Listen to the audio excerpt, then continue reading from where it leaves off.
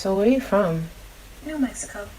Ah, land of the meth heads and UFOs. Hope you say goodbye to the sun, like forever. Look, unlike you, I have friends, okay? So I'm good. Trinkets. Why they didn't cast me. What's poppin' YouTube? It's your girl Kumari Deshay. Alright, so Netflix's Trinkets. I auditioned for Trinkets around August, September-ish, like 2018, right? At the time, I had just gotten back to the DMV from Atlanta, and I was basically doing self-tapes for all of my auditions at this particular period. I had just gotten back for like the summer time with intentions of getting back by like September of 2018. Didn't happen that way. So at the time, I had my Atlanta agent, I had my bi-coastal manager, and at this particular time I was trying to get back to Atlanta, or preparing to get back, and things didn't exactly end up working out that way. At the time, I was doing a lot of my auditions via self-tape, just because I wasn't in a position to physically be in person at this particular time over the summertime. And I remember mentioning in my last video, like the first episode of this Why They Didn't Cast Me series, I referenced pilot season, I've referenced episodic season. So for all my actors out there that want to know a little bit more about like what the seasons look like, and just what that has historically looked like for actors, I'm happy to get into that. I know the summertime is usually either like a big vacation or training time season for actors. Reason being is because up until like the streaming services really started kind of taking over, like I said, you have your episodic season that kind of is synchronized with the fall season, and you have pilot season that's kind of synchronized with your winter season, like the top of the year though, like January through March, April. And pilot season is pretty much for casting your main roles, your leads, and episodic is pretty much for like casting your co-star roles and like your smaller roles that are going to kind of come up in the series, but not as prevalent and not as prominent. It kind of depends on the writing team. It kind of depends on the response from the fans, all of that, like depending on how long they're going to keep you around if you end up booking a co-starring role, and then whether or not that co-starring role ends up like turning into A recurring role. a lot of times, like you have guest starring roles, you have co-starring roles, and so a lot of times if they like your appearance on a particular episode that you may be guest starring on, or that you may have booked a co-star role for, which is like anything above like 1, 2, 3 lines, and they have the jurisdiction to keep that character running in the series and pretty much incorporate them in the storyline if it wasn't already planned to have that character like written in the storyline. So anyway, with streaming services like your Netflixes, like your Amazons, like your Hulus and all of that, and with the originals that a lot of these streaming services have started to create, it opened up a floodgate of opportunities for your no-name actors, right? And for your underground indie artists. Like 2017, 2018-ish is really when the floodgates started opening up for more newer talent, more no-name talent to compete, right, with the more established name talent, and to not necessarily be beat out by more established name talent. So it kind of leveled the playing field a little bit. So if you were competing for a lot of these different roles, if you were auditioning left and right during pilot season, and if you were auditioning left and right during episodic season, and maybe you were, getting familiar with different casting directors and things like that, maybe you booked, maybe you didn't book, whatever the case may be, around this 2017-2018 window is when a lot of these opportunities, like the playing field, started to get leveled a little bit, and a lot of people were able to compete for roles that historically were getting beat out by like more established name talent. This was a very exciting time for me, just because, especially like during the 2017-2018 period, it was a very heavy season of like trying to book pilot season, trying to get cast for these leads, and also like when I didn't get whatever leads or whatever, being up for the same series but for like a co-star or guest starring role, it became a heavy repetitious cycle of like not getting booked because I got beat out by a more established name talent, right? I mentioned what a no-name talent looks like in my last video, episode 1. Like if you don't have credits, when you don't have things on IMDb, when certain casting teams and when certain crews are not, like production crews and stuff like that, when they're not familiar with your work ethic, when they're not familiar with like how you work, they can't say, oh yeah, I worked with her on this film set, or I worked with him on this film set over there, or like the team is not familiar with you, then again, you know, they don't have the time to run down the process of what it looks like to work on set, to deal with different personalities, all of that. So they filter through the process and weed through, you know, who they want to work with and who they don't, based on like a number of unwritten rules in the industry. And like a lot of those unwritten rules have to do with like who you know, how you know them, how you guys are connected, all of that, right? So it's cool. It's just that like when you understand that, you can go into it more informed and make a more well-informed decision about like how you want to navigate this whole road of auditioning, right? So I think at the time, had I had the understanding of what it was, I would have been focusing on, okay, you know, this is a great opportunity for me to get in front of these people, but I would have also understood the other side of it, like, okay, well, it's a business, like they're trying to figure out like the same things that these notoriously bigger names in Hollywood have been trying to figure out, which is why they create the wish list, which is why they create like the unwritten rule set to follow, whatever. So in my mind, I'm thinking, okay, this is a great window to capitalize on for no names, right? But it's only a great window to capitalize on for no names if, again, you are capitalizing on the wave of social media, if you're capitalizing on building a brand, and basically putting who you are out there on a platform. Because again, you're still competing with so many other creatives out there. It doesn't just come down to your talent. It doesn't just come down to your representation. It doesn't just come down to like who you've worked with and all of that. Now, in the case of Trinkets, I vividly remember like this was kind of an open call, right?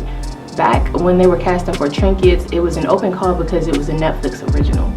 So I felt like I had like a leg up in that, okay, at this point I've been grinding, you know, auditioning left and right for years. These people know who I am, cool. And you know, I have the reps, I have all of that. So I felt pretty confident at that particular time, just because I felt like the same issue that I was dealing with on this side of the same issue that I kept running into with not booking a lot of the bigger productions as a result of getting beat out by more established name talent. I felt like that wasn't going to be my like situation anymore with the whole like Netflix originals or Hulu originals, Amazon originals.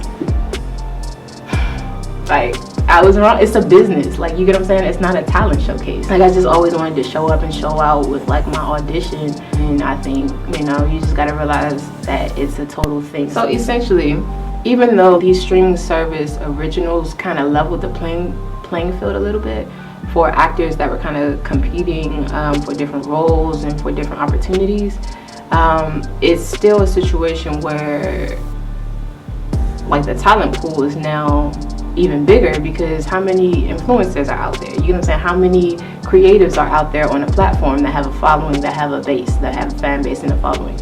So you put yourself in a situation where you have to understand the shift and the changes and adapt. You feel me? So I had been like on different social media platforms, but my focus wasn't necessarily building my brand on these different platforms. It was more so like, okay, well, if I am happening to work on something and I'm excited about, oh, maybe I'm gonna make this public, or maybe I'm gonna make this particular project public, I kind of did it sparingly versus focusing on, you know, this is what I have total ownership and control over. Let me put all of who I am over here. And as I'm continuing to navigate this industry and like audition for this role, this opportunity, there's still a space over here where my voice is being heard and where my art is able to like come alive, right? So I think that's what it was. Like, all of what I was doing artistically was only shared between like me and whoever was around me at the time.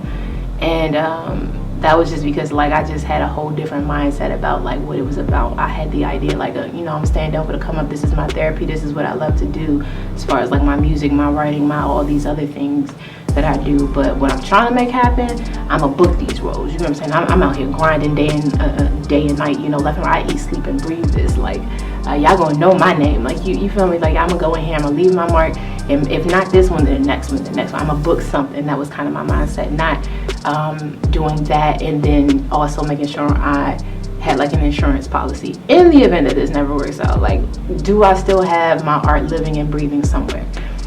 So yeah, that's kind of like what that was. So in short, you know, Trinkets on Netflix was an open call, and I felt like I was pretty well positioned to capitalize on this opportunity. I felt like the talent pool wasn't going to be like other cattle calls where you're dealing with like a whole pool of no-name talent like myself, but maybe no-name talent that didn't have like representation, or no-name talent that didn't have certain connections or experiences or whatever the case may be. I kind of felt like I had like a leg up. I didn't, only because, like I said, I wasn't necessarily competing with just this talent pool of like no-name talents that were ambitious about trying to break in. I was competing with these creatives, and also like everyone else that basically had a platform, had a following, had a fan base on these different social media outlets, or like had certain credits, or basically it ended up being the same situation all over again. So back to square one, like you gotta, again, you know, I'm dealing with what I'm dealing with, and I just basically had to move a little bit different. With this specific opportunity, what I was grateful for is the feedback. I auditioned for 2 roles. I auditioned for the role of Mo, and I auditioned for the role of Tabitha. 2 kind of contrasting characters, right? And I reached out to one of the production team members just to, you know, thank them again for the opportunity and all that after my audition tape was submitted. And you know, I let my agent know, my manager, everybody was in the loop and everything like that. It took whatever revelation that it took for me to come to terms with like the reality of my experience, and to also have the other shoe drop and figure out, okay, what am I supposed to do with this? You know, you navigate this route long enough, you end up doing one of 2 things, right? You end up breaking in, or you end up just letting the shit go and doing something else. A lot of times, like, I think people end up falling off because of all that it takes. Like if you really navigate this route and never break in, like nobody's ever going to hear that story. You know what I'm saying? Like that story doesn't usually get told. You end up falling off doing something else and trying to make something else happen with your life.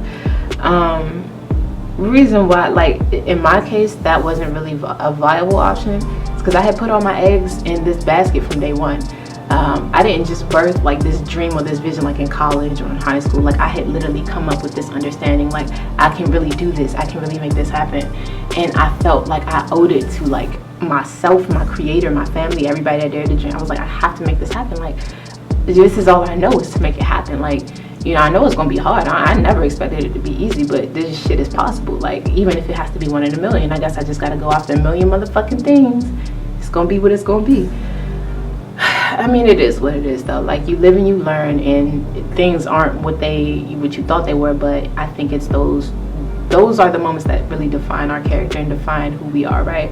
It's how we respond to the adversity and the challenges, and it's how we respond to the disappointments and all of that, right? Like you look at where you've been, what you've been through, like all the people around you that fall off, or the ones that actually stick around but end up turning into something a little bit different than the support that they once were. So they're still close to you, but now their support is turning into something that looks a little more bitter, looks a little more like just different, you know. And I did say the term bitter, but yeah, different variations of like bitter, you know.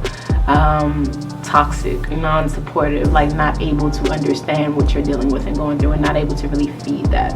And I mean, I think that's what it is. Like there's this saying by Bob Marley, you know, everyone is going to hurt you.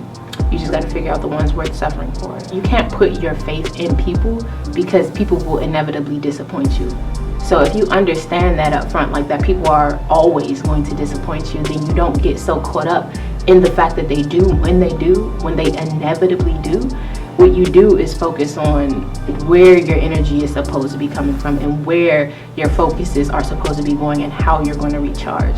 So I think for me, I've been so used to the disappointments of just people, or knowing that they're inevitable, that like I look to God to lead me and guide me. I don't look to people because I already know, like, if I look to you and I don't get what I'm looking for, like, I can't fault you for that. You're just not the vessel that is meant to deliver that to me. That's fine.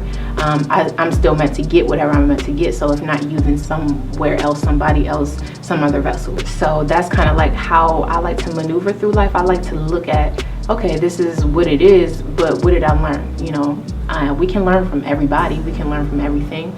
We can learn from our worst enemies, quite frankly. It's just a matter of knowing what to look for and knowing the questions to ask. And again, I think it's those moments that, like, the darkest moments that really define our character and tell us who we are. It shows us who we are to ourselves. Because we are the ones at the end of the day that have to live this life and that have to make a decision about who we're going to be in it. Like, if you don't stand for something, you'll fall for anything. And even when you do stand for something, like, you're not going to avoid humiliation. Like, you're not going to avoid falling down. You're not going to avoid being wrong. You're not going to avoid the valley of the shadow, death. You're not. Like, you just have to trust whatever process is meant for you. You got to trust that whatever you're going through is meant to serve your greater good. It's meant to work in your favor. It serves a greater purpose, and it's meant to feed your greater purpose. Like, that's the only way I feel like we can choose to look at it. You got one or two things, like, you can dwell in it, in which case the time is still going to pass and nothing is going to change. Like, your experience about it, your healing from it, none of that is going to really ever come to pass. Or you can accept it and start walking in the direction of whatever it looks like to try to make something happen with it, and turn it into something positive and turn it into something worth it. I think we all have that decision to make. Like, you know, we don't have control over everything that happens in this world, but we have control over how we respond. And we don't give ourselves enough credit for the power that we innately have, that God gave us. So to, again, solve the issue of being a green newbie or just inexperienced talent in the eyes of the industry, you just got to bring who you are to a platform and establish a brand so that it's very clear. Or, you know, if you already do have a clear brand, like, what I'm trying to essentially do is empower all my artists out there and all my people to be able to make a well-informed decision about, you know, how you want to navigate this industry and how you want to move forward in your own career pursuits and just with your own endeavors in general. Like, for all my dreamers out there that actually care to dream, that dare to dream. It's not going to be easy out here, you know. We're not going to have all the answers, but I think when we see representation and examples of other people out there that go through it and that come out on the other side, it's enough to keep us going, you know. So that's what I'm trying to do. Enlightened Entertainment, y'all already know the vibes. That's what I'm bringing to this channel. So if you do rock with Throwback Thursday story time and y'all want to know more about, you know, the positive side of what I've learned as a result of navigating this industry, and, you know, why I didn't book any of the millions of things it seemed like I went out for, then go ahead and hit the subscribe button and hit the notifications bell so that you guys never miss another video. Hit the like button, let YouTube know that y'all are rocking with the content. Stay up, stay blessed. Happy Friday Eve. And yeah, I love y'all. I'm gonna see y'all in the next video.